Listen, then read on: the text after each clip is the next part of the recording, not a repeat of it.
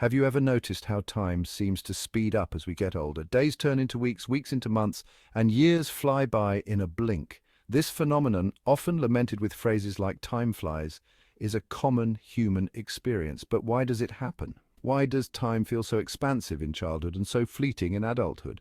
One prevailing theory is that our perception of time is relative to the amount of new experiences we encounter. As children, the world is a wonderland of novelty. Every day is filled with firsts, from learning to walk to discovering the magic of reading. These novel experiences leave a lasting impression on our young minds, making time feel elongated and memorable.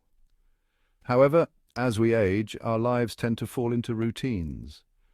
We wake up, go to work, come home, and repeat. The novelty wears off, and with it, our perception of time accelerates. Days begin to blur together as we navigate the familiar landscapes of our lives. This isn't just a subjective feeling, there's a biological basis for it. Our brain's internal clock, responsible for tracking time, is influenced by a variety of factors, including our emotions, attention, and the novelty of our experiences. By understanding how these factors interact, we can gain valuable insights into the subjective nature of time and learn how to slow down our perception of its passage. To truly grasp why time seems to accelerate with age, it's helpful to compare the drastically different timescapes of childhood and adulthood. For a child, a summer afternoon stretches out like an eternity. The hours spent building sandcastles or chasing butterflies seem to last forever. This is because children haven't yet developed the cognitive frameworks to chunk time into manageable units. They live in the present moment, fully immersed in the sensory details of their surroundings. Adults, on the other hand, have learned to categorize and compartmentalize time. We divide our days into hours, our weeks into work days and weekends. This mental scaffolding provides structure and organization, but it also has the unintended consequence of making time feel more fleeting. As we move through our schedules, checking off tasks and appointments, the present moment slips away unnoticed. Furthermore, children are constantly bombarded with new information and experiences.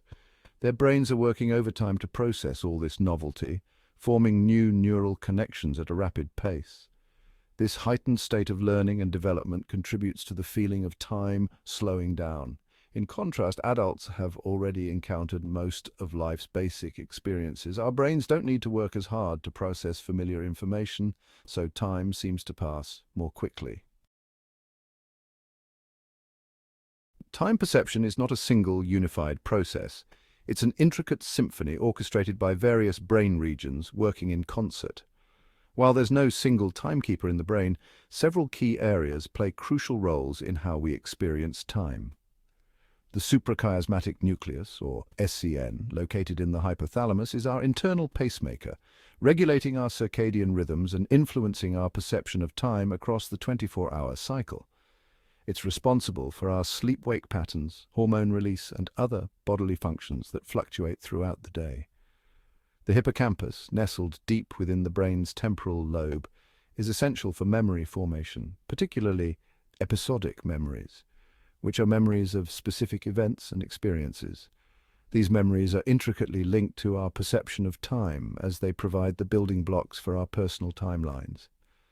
The basal ganglia, a group of structures located deep within the brain, play a vital role in motor control, habit formation, and reward processing. The basal ganglia are thought to be involved in our ability to track time intervals, particularly in the range of milliseconds to seconds.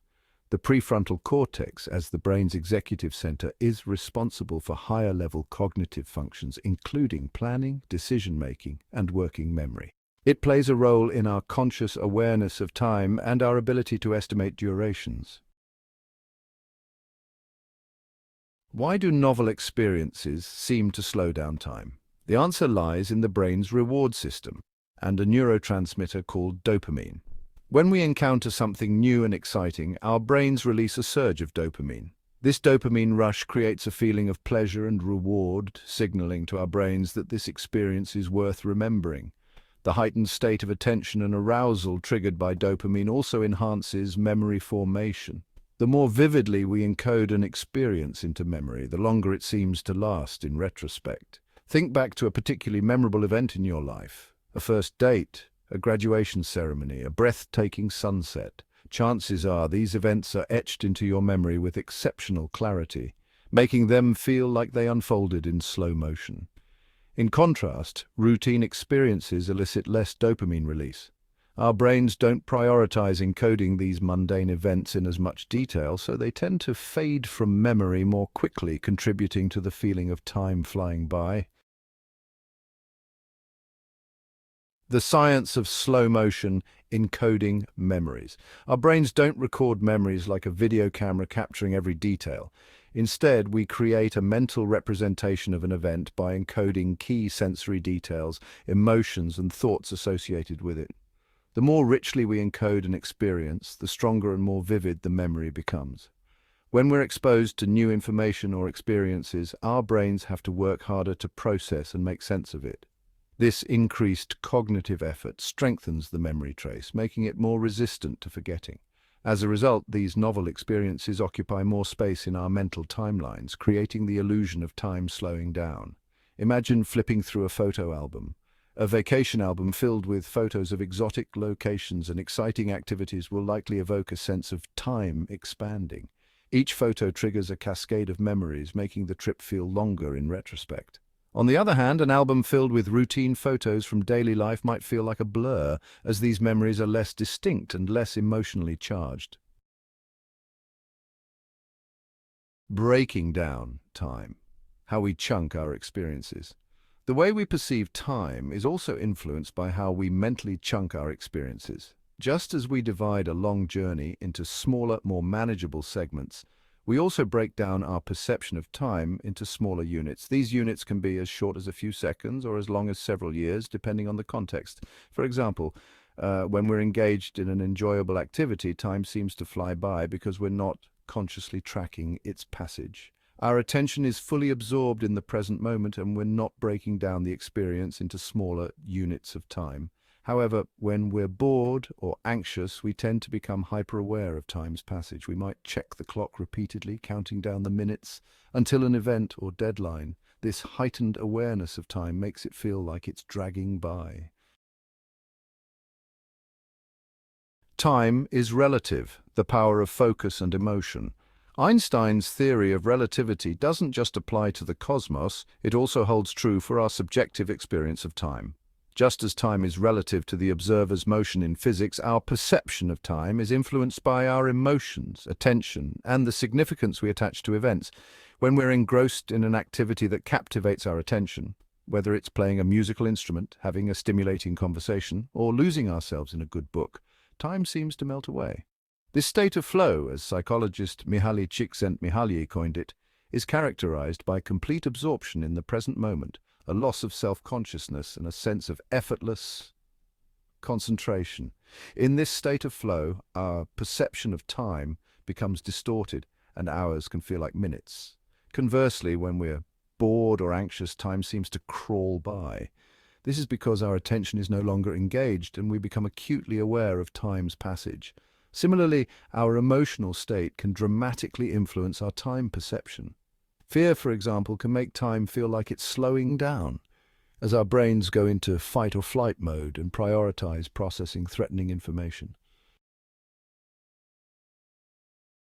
Hacking time. Practical tips to slow down the clock. While we can't stop time, we can learn to manipulate our perception of it, incorporate novelty, mindfulness, and purpose to stretch out our experience of time. Embrace new experiences. Learn a new language. Travel to a new destination, or take up a new hobby. Practice mindfulness. Engage all your senses in the present moment. Cultivate a sense of purpose. Set goals and pursue your passions. Disconnect from technology. Engage in real-life interactions. Savor the simple things. Watch the sunrise, listen to birds, enjoy a cup of tea. These small moments of joy can enrich our lives and make time feel more expansive. Conclusion.